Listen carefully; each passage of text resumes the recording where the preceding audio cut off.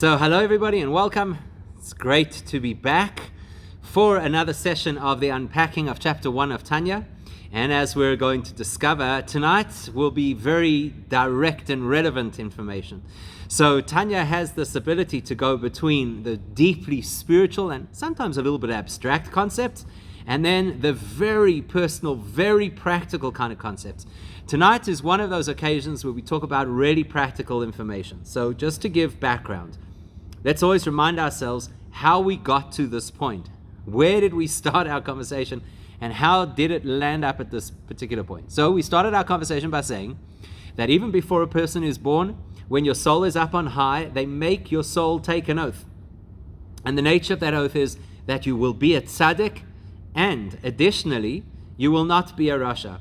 And perhaps we haven't focused enough on that. The fact that it's a double expression of oath that is administered to you. You're like, is it not good enough? You've already told me to be a tzaddik, to be a wonderfully righteous person. Why do you have to second guess that and say, and also don't be a rasha, wicked person? So we will come to a point where we'll examine exactly that. But we can't do it yet because we don't know what we're talking about. We don't really know what a tzaddik is. We don't know what our aspiration is meant to be. We don't know what the trap of a rasha looks like. So until we have working definitions for all of these things, it's really a moot discussion. What exactly are we referring to? And that's why we said we need to appreciate and understand what is a tzaddik, what is a beinoni, what is a rasha. It's not as simple and straightforward as people like to believe, that it's just somebody who's mostly good is righteous and somebody who's mostly bad is wicked, and the person who's somewhere in between is a beinoni. We've already dismissed that, and we understand we're going to be looking and digging a lot deeper than that in order to uncover what these personas are. And in order to do that, we said we've got to understand something about the nature of our soul. And the minute we said soul, we said, hang on a second. Actually, we're not going to talk about the nature of our soul, because that's not accurate. We need to talk about the nature of our souls in the plural, because that's exactly what we need to know about ourselves. We have to appreciate that there are two souls, and they're not identical, and they pull in opposite directions. And this internal tug-of-war that happens inside of ourselves, that helps to define and explain a lot of what goes on in our reality. This constant internal fight between one kind of soul and the other kind of soul. At this point, we don't know what those souls are. So last week we said, let's introduce ourselves to the first soul. And we said the first soul is called the Nephesh HaChiyunis. That's the first way that we're going to describe it. It is a soul that is there to animate the human being, basically to keep us alive and to facilitate all of the things that drive humans so that we look after ourselves and that we make sure that we have what we need and so on and so forth. So it's interested in one thing, right? It's interested in getting us to look after ourselves, to be as healthy and successful as we can possibly be. Okay, let's pause for a second because somebody's just sent a message privately to ask, what about dysfunctional souls from Adam? Do they also make an oath? I just need to clarify something about that question. Is the question about dysfunctional souls as a concept? Or are you being specific to say dysfunctional souls from Adam, as if to refer to a specific group of souls? I just want to clarify that before we can come back to try and unpack that question. It's a very interesting question. So what are we talking about? We're talking about our soul. We're talking about the fact that the first soul that we encounter in our lives, which means that it's the one that's most immediate and relatable for us, is a soul that is called Nephesh HaChiyunis, a soul that's primary purpose is to power and to motor the human body, keep me alive. And of course, I'm more than just a body. So the truth is, it wants to keep my mind alive. It wants to keep my emotions alive. And it's quite a sophisticated part of the human experience. Let's not get distracted over here and think because this is a soul that is there to animate the body, it's kind of very limited. It's not. It's highly sophisticated. But the point is that its orientation is towards self. That is its specific orientation. What's in it for me? And we call it also the Nefesh HaBasar for that reason. It is the soul of the flesh because its primary concept is to deal with the flesh. Okay? So that's its responsibility. That's what it is. And this evening we're going to explore a little bit more of what that means in practice. Like, what does it feel like when the soul is in the driver's seat? We're not going to talk about the second soul just yet. In fact, the second soul belongs to the second chapter. So pause that thought for now. We're focused on the first soul. I do want to tell you, though, that at a later point we will begin to refer to this first soul as Nephesh HaBahamis, which means the animal soul. So in addition to the fact that it's got a practical, functional value, animating, it keeps the human being alive, besides that, it is known as an animal soul. That means it's got animalistic drives, it's impulsive, it is quite hedonistic, actually, as we will discover. Okay, so before we do any of that, let's go back to the question. The question was, what about the dysfunctional souls from Adam? Do they also make an oath? I think it's a little bit unfair to answer that question unless we know exactly what those souls are. So this is what we know. I'm going to just kind of give it, I suppose, a generic. So what we know is that there are various kinds of souls throughout the course of history, and we do know that Adam is the source of all souls. That's an important thing for us to understand. It's not something we're going to talk about at this point in Tanya. It is something that will creep into Tanya at a later point, but right now it's not something that we're going to focus on. So the idea is that out of Adam's soul, that original root soul, there are certain souls that emerge that are very pure, certain souls that are very powerful, and then there are other souls that are wayward souls. So now the question is, do those souls also get this oath before they enter this world? The reason I think that it's a difficult question to answer at this point is because we don't really know yet enough about souls. We're only just beginning our conversation about what the two souls are and how they manifest and so on and so forth. So it's a little unfair of me to say this, but I think we've got to hold this question until we have a better idea of what the soul is. I'll give this hint for now. No, not all souls are administered this oath, because we're going to discover that Tzaddik, Benoni, Rasha are actually very specifically Jewish terms. So they belong only to souls that are Jewish souls. And that's about all that we can really understand about it at this point in time, because we don't know enough about souls.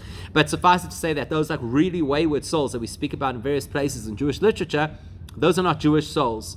That's not to say all non-Jewish souls are wayward, it's just to say those wayward souls are not Jewish souls. And therefore they would not have been administered this particular oath. Okay, so what are we going to talk about this evening?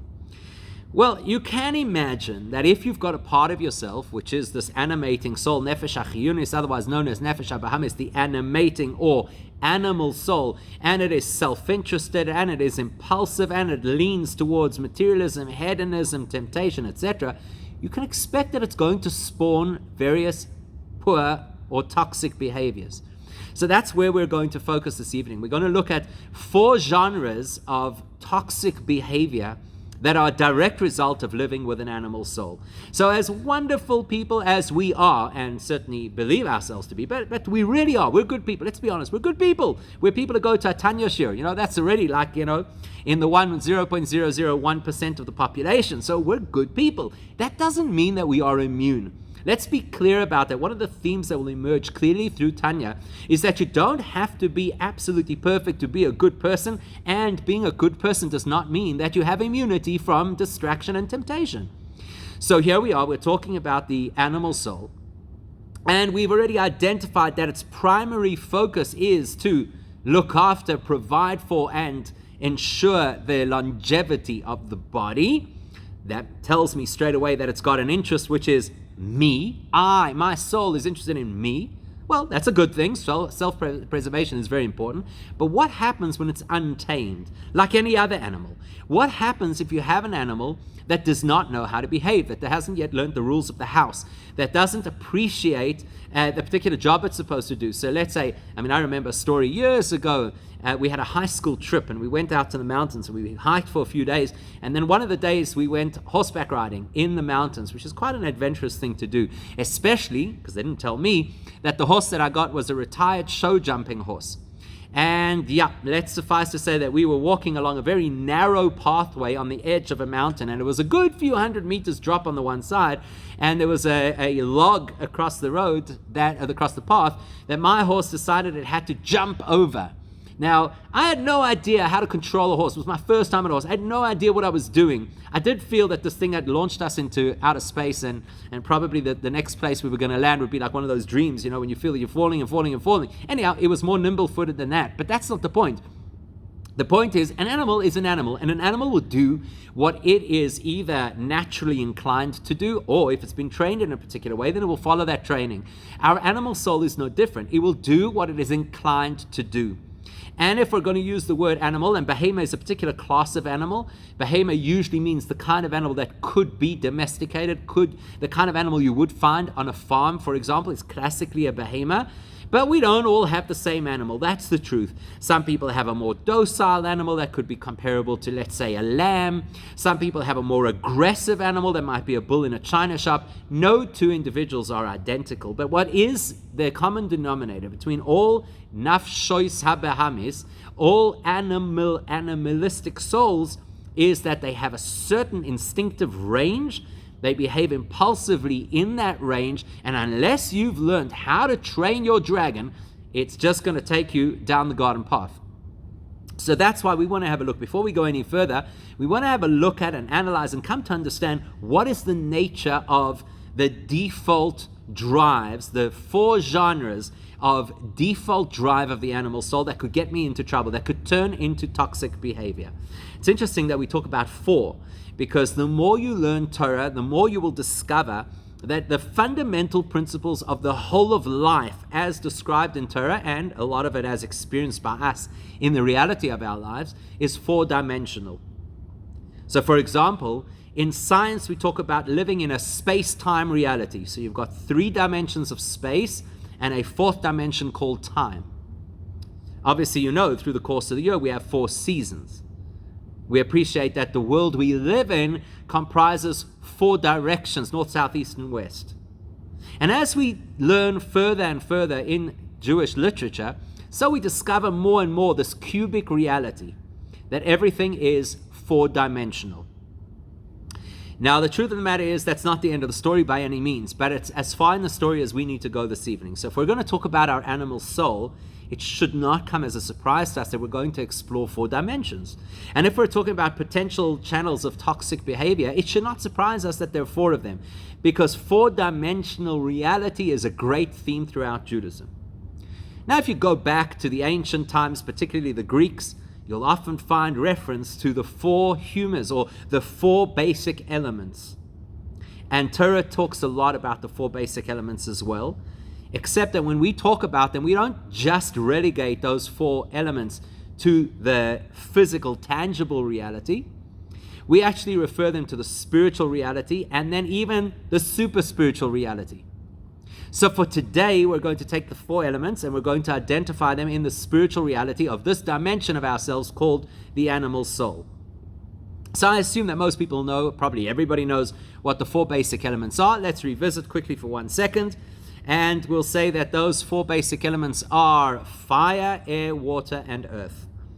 Now, there's all kinds of debates, I suppose, how you could fit that into scientific jargon. So perhaps one of the ways that you might want to suggest that it goes is you have hydrogen, you have oxygen, you have carbon, and then, of course, you've got energy. So that might be the way that, perhaps some people will want to describe those 4 elements. The point is that everything is comprised of 4 basic elements, and they could be physical or metaphysical. So what we're going to examine this evening is what are the key properties of each of those 4 elements, and let's use those properties to derive metaphorically what it is that make up the 4 components of the soul. So let's think for a moment briefly about it. Just take a moment, give it some thought. What is the unique characteristic of fire? What is the unique characteristic of air, of water, and of earth? Just give it a thought for a moment or two.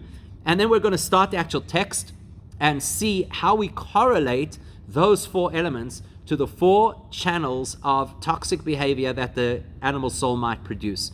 So we'll call these the 4 genres of toxic behavior. Okay? So I'm assuming at this point you've just given it a little bit of thought, and hopefully you have a picture in your mind of those 4 elements and what it is that each of them represents. Let's have a look at the text. So we have up until this point said that the first soul that a person encounters is called Nephesh Achiyunis Abahamis. Nephesh Achiyunis, we called it an animating soul. We called it Nephesh HaBasar, the soul of the flesh. We identified that it's as related in the Torah, the expression is Ki Nephesh HaBasar Badom Hi, the soul of the flesh is in the blood. So we've spoken about the fact that there's this kind of portal of connection between the soul and the human body, which is your bloodstream.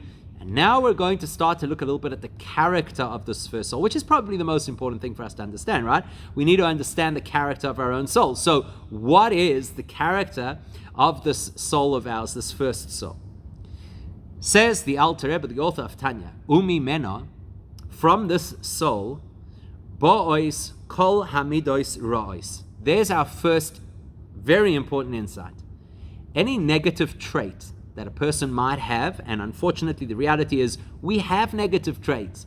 We'll often say, I'm working on it, I'm trying to improve myself. But if we're mature adults, we say, I acknowledge that I have certain negative traits. Where do they come from? Negative traits derive solely from the Nephesh hachiyunis habahamis, from this animalistic, flesh-oriented, materialistic soul. That's where negative traits arise from. More specifically, miyarba yesoidos roim sheba. More specifically, that soul of ours is comprised of 4 basic elements that are all toxic. Now, that's important information. The minute we say that it's 4 elements that are toxic, we are immediately implying that there may be other spiritual realities that are comprised of the same 4 elements, except that they'll be healthy.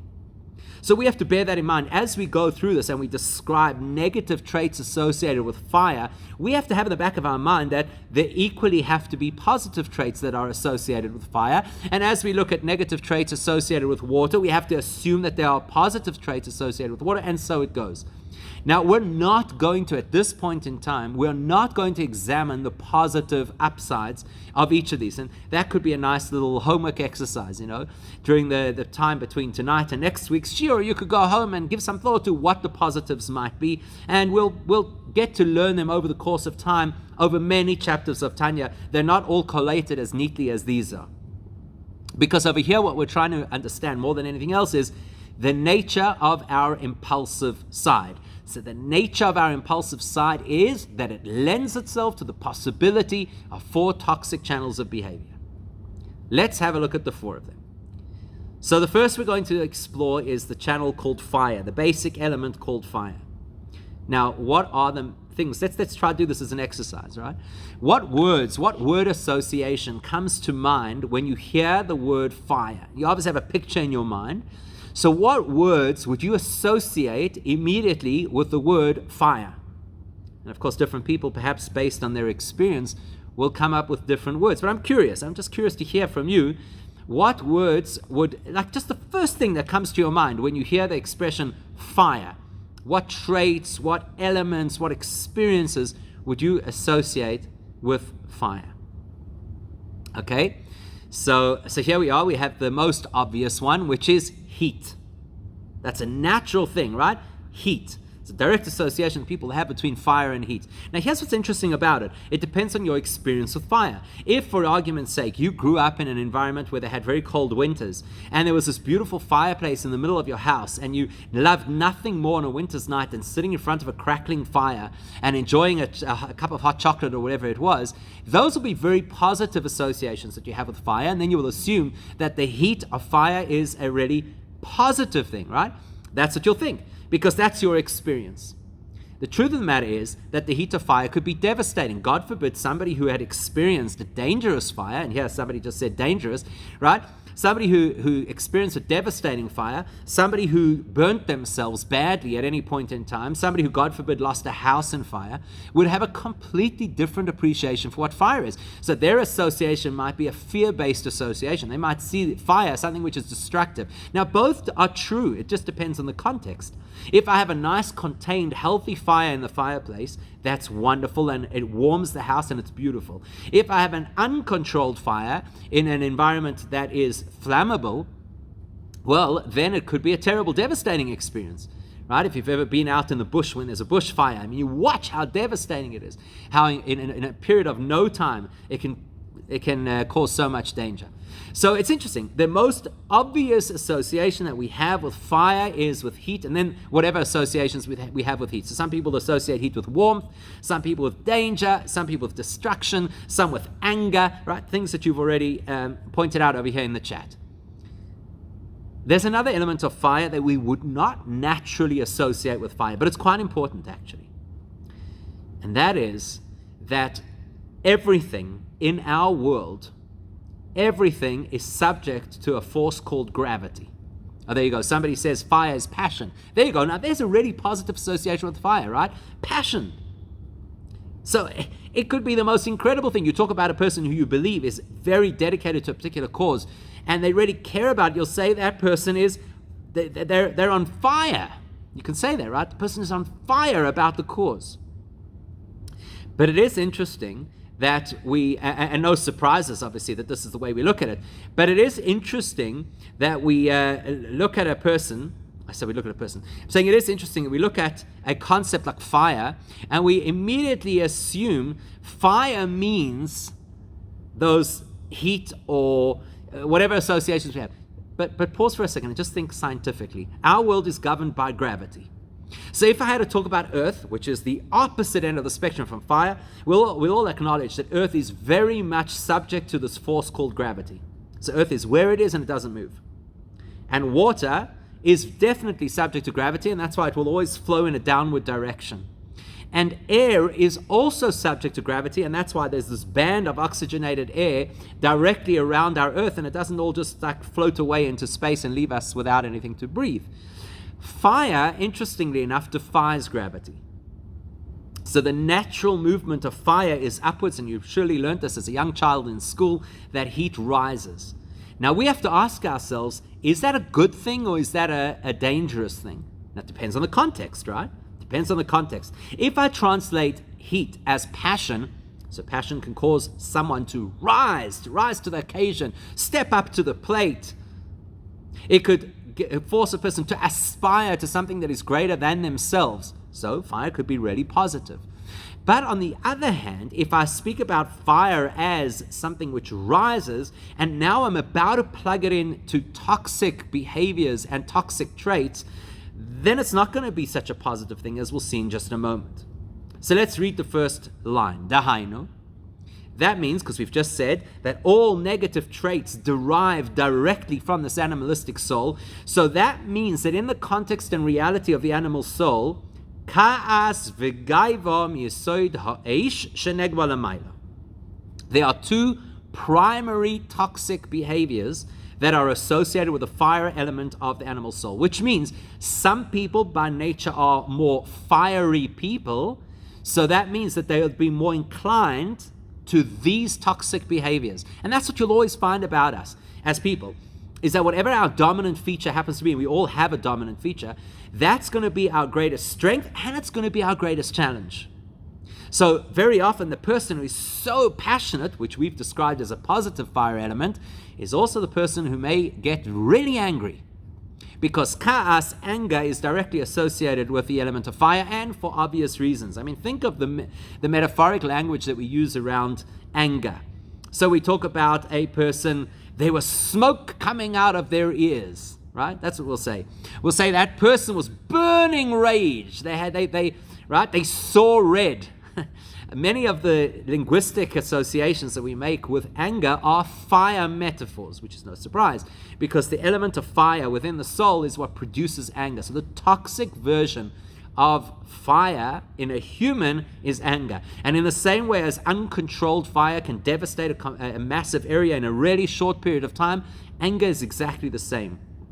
So if a person doesn't learn anger management, that anger can destroy everything around them and even them themselves, just like fire.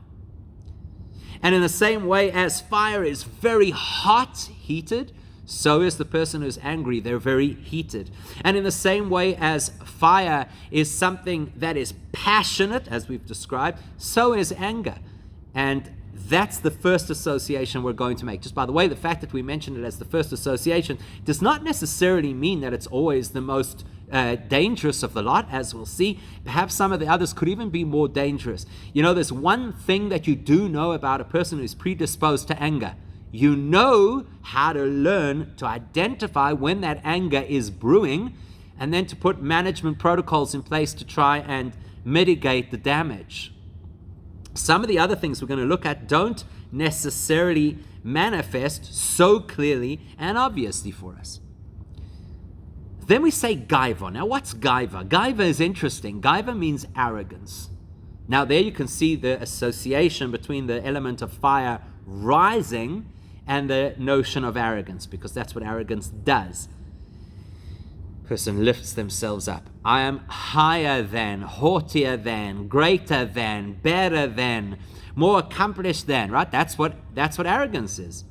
So arrogance has the other trait associated with fire, the less noticeable, less obvious trait. So the person is angry, you can see it because they're throwing things and breaking windows and screaming and shouting. The person is arrogant, you won't always see it as quickly. I mean, you'll see it. You'll definitely see it because fire cannot be hidden. You'll see it. It's going to emerge. At some point in time, you're going to see that nose up in the air.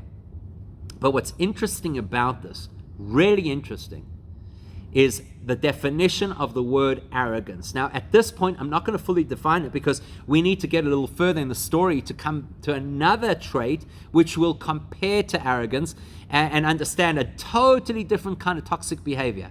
But for now, what we need to know is the fire element of our animal soul will produce anger and arrogance, and often they go hand in hand. Because if you think about it, who gets the most angry? The people who take themselves the most seriously. That's how it is. The other day I asked on social media, does anybody have a good recipe for happiness? Right? We're going into the month of Adar, so let's talk about it. Does anybody have a good recipe? So one person said, and I thought it was really insightful, you have to be able to laugh at yourself. Because who's not happy? Who are the most unhappy people in the world? The most uptight people in the world? Who has the most anger issues? People who are arrogant. Because they have expectations. Life is supposed to go a particular way. I should be treated in a particular way. I take myself seriously. I take my expectations seriously. And so therefore, there's a very short road between arrogance and anger, and that's why they both belong together. So now a person can look in the mirror and say, am I a fire-dominant personality? Because if I am, so we've already discussed passion as a positive side. So that's great. So I know that I'll be a passionate person. At the same time, I have to know that I'll be inclined to having a big ego, and I'll be inclined to flying off the handle at things that don't necessarily require such a response. So at least I'll know where to work. And that's why we're doing this exercise. We're not trying to degrade or speak ill of the animal soul. We're just trying to understand ourselves, so we can kind of identify areas to work on and areas to improve. Let's move to water. So if you hear the name water, you hear the word water, what is the immediate word association that you have with water? It could be positive, could be negative, it doesn't really matter.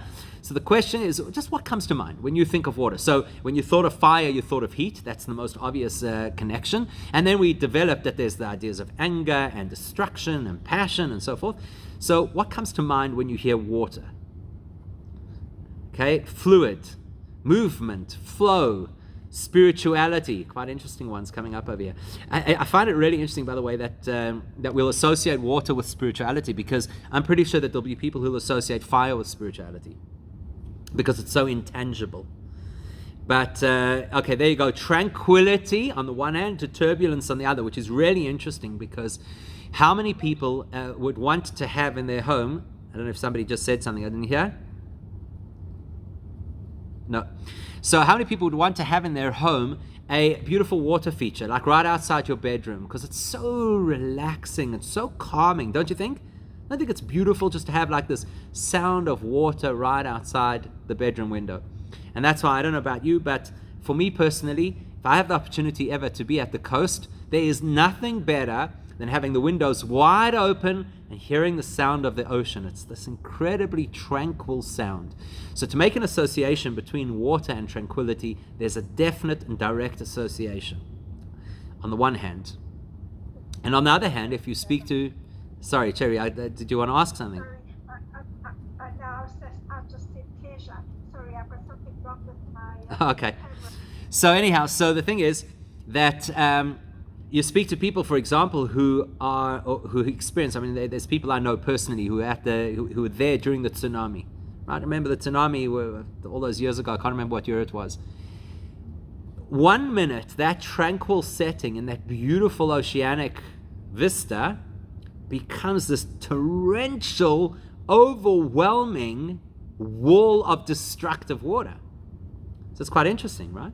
It's quite interesting. You could have the same item, the same being, the same entity not only is it that in one amount it's one way, the same water can turn. The same beautiful rain that irrigates your garden could just like that become this torrential downpour that destroys all the flowers. So water is interesting. It's kind of unpredictable. And it almost feels as if your initial engagement with water is always quite welcoming. And then if you, God forbid, have a bad experience with water, it's really bad. Ever spoken to somebody who's been washed out by a strong backwash at sea? You know, 1 minute you're there, you're enjoying yourself in the most wonderful time, and the next thing you look around and the land is far from where you expected it to be, and there's nothing under your feet, and the waves are buffeting you all over the place. It's a very frightening experience. So water is a little misleading. When you initially engage it, it's always beautiful, and then you can get in too deep, and that's a problem. But on the other hand, you have to, and I'm surprised nobody said this, you have to say that water is associated with generating life, because nothing can survive without water, right? We have a number of neighborly planets that are dead because they're dry. And the uniqueness of our planet is that there's enough water to sustain life. And so if there's a drought, everybody's nervous, and if there's enough water, everybody's happy. So it's interesting that water has the ability to allow things to grow. And it's for that reason that water we're going to associate, as nobody I don't think would have expected it, we're going to associate water, the toxic version of water, right? There's a really positive version of water, spirituality, flow, movement, various things that you've said. But the negative side of water is water precipitates pleasure. Now, is that a bad thing? Not in and of itself, but the hedonistic pursuit of pleasure is a bad thing. So, v'tai v'satai nugim, let's look at the next level. V'tai v'satai nugim, the addictive drive to indulgence, that comes miyasoid hamayim. That comes from the negative trait called the water trait within a person's soul. Ki hamayim atzmichim kol minei tainug, because the nature of water is that water causes all the pleasurable things to grow. So if you had to go into a place where there's not a lot of rainfall and there's not enough water, and you had to see the things that grow there, they, you know how it is, they don't grow nicely. They're not pretty flowers. They're kind of dried out. The food stuff that grows over there is not as nutritious as it should be. But if something has water, if there's an abundance of water, everything is lush, everything is full, everything is attractive. So here's an interesting thing. The nature of temptation is that it always stimulates more temptation. Isn't that a fascinating thing? Here's an example, and you're going to learn during the course of Tanya that one of our favorite examples to use in Tanya for these kinds of things is chocolate. Why? Because everybody can relate to chocolate. Not everybody can necessarily relate to the abstraction of the soul, but everybody could relate to chocolate. So here's a person who's trying to follow a strict diet. But today was a particularly stressful day, and so I know that if I just have a little bit of chocolate at the end of this day, it will help, because I was so wired up today. But I'm on a strict diet, so what I'm going to do is I'm just going to have one little row out of the slab of chocolate. I'm not going to eat a whole slab of chocolate. I'll never do that. I'm going to have one little row. And I'm absolutely certain that once I have that little bit of chocolate, it will satisfy the urge that I feel right now to have chocolate. All right? We all know how the story ends, right? You know how the story ends. You know exactly how the story ends. You have the one row of chocolate and you say, now that I've tasted the chocolate and now that I've experienced how wonderful the sensation of eating the chocolate was and how good it was for me after being so stressed today, I actually think it would be a good idea to have one more row. And I know that the carbs I'm going to gain from it's fine. Tomorrow I'll run for an extra 5 minutes and it will be fine. And before you know it, you've eaten the bar of chocolate. And that bar of chocolate is metaphoric for any addiction, for any drive, for any pursuit of hedonism. It always looks tranquil at the beginning. It's okay. It's this beautiful setting. It's something nice. I have this. I'm in control. Right? Isn't that the language of a person who battles addiction? I'm in control. Just one drink. And the next thing you turn around and you are far from the shore, and you're floundering, and you don't even know how you got there, and you don't know how to stop this thing. The Talmud uses the expression where it says the nature of the anatomy, the part of the human anatomy that drives pleasure, is that the more you feed it, the hungrier it gets. But if you learn to starve it, it will be satisfied. It's a golden rule of self-discipline. Whenever I believe that I'm going to have just a little more, just 5 more minutes, right? Isn't that what kids always say? 5 more minutes. Just one more little WhatsApp video clip before I turn off my phone for the night. We all know this.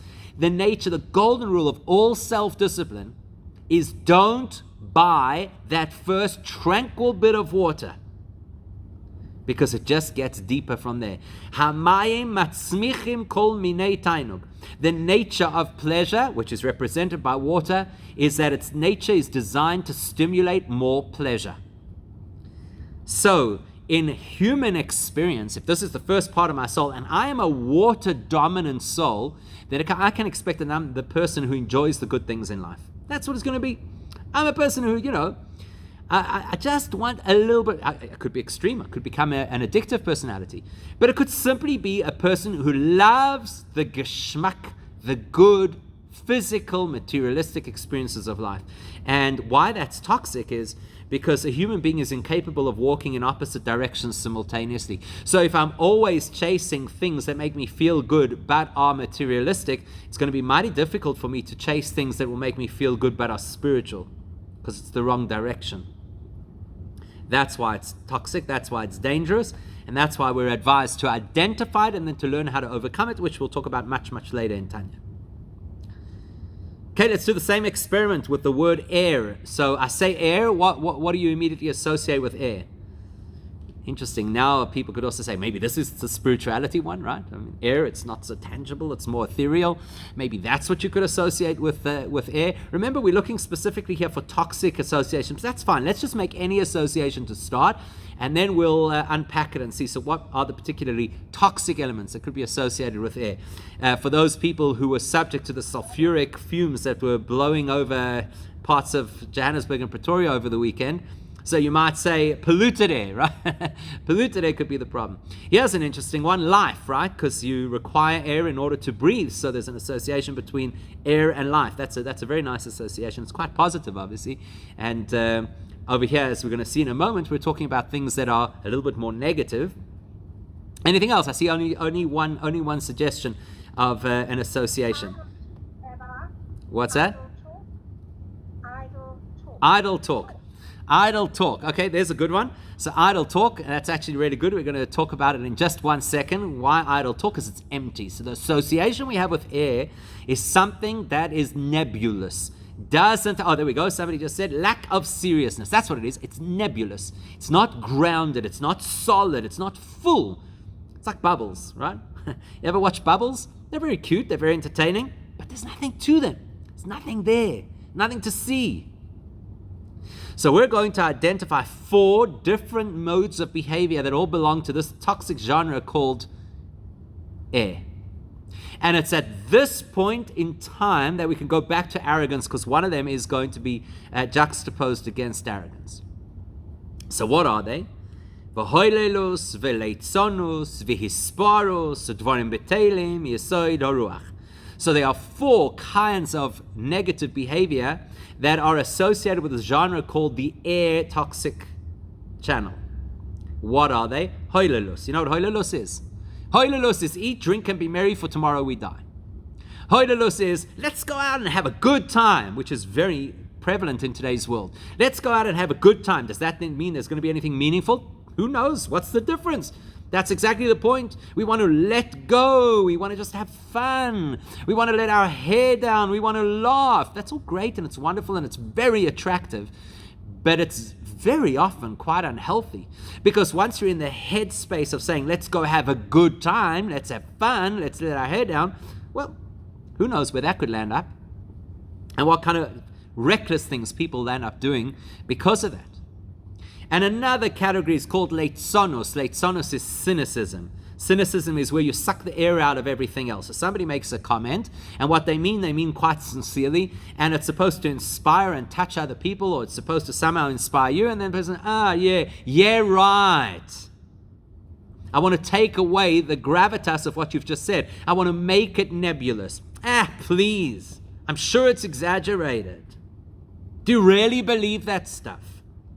So anything that kind of takes the wind out of somebody's sails, anything that diminishes an attitude of meaning to become an attitude of whatever, right? I think that's the big word, the buzzword of leitzonos, whatever. Vehisparos, boasting. Now we spoke before about arrogance, and now we're talking about boasting. There's a big difference between them. Because the one is fire. Fire does have energy. Fire does have power. Air is empty. Some people are arrogant because they are smart and they know it. They are successful and they know it. They are good looking and they know it. And some people really have none of those things going for them, and they still prance around like they're some big deal. It's one big inflated balloon with absolutely nothing on the inside. So arrogance, which has a basis, because the person is smart or successful or wealthy or whatever, that's a fire toxicity. And boastfulness, which is a person walking on air because they think they're a big deal and they actually have nothing to their name, that is boastfulness that we speak about in this particular section. Unfortunately, there seems to be a lot of that today. There seems to be a lot of this thinking that people have that I have the right because I can start a blog, start an Instagram channel or whatever it is. Now suddenly I have a voice and everybody should listen to me. I love the new thing that people say, I'm an influencer. Oh, really? You're an influencer? What exactly does that mean? You have a whole lot of people who like the quirky videos that you put on TikTok. It doesn't mean you're an influencer. That's hisparos. It's when a person's like blowing their own trumpet and they actually have nothing to show for it. And then lastly, as Cherry said, udvarim b'telim, sitting around talking meaningless things. It's a nebulous experience to be in. And why is this all so bad? Because the nature of a vacuum is it will suck in the dirt. So any time that a person is in a nebulous, meaningless behavior mode, they are automatically susceptible to schmutz, to rubbish that will creep into that space.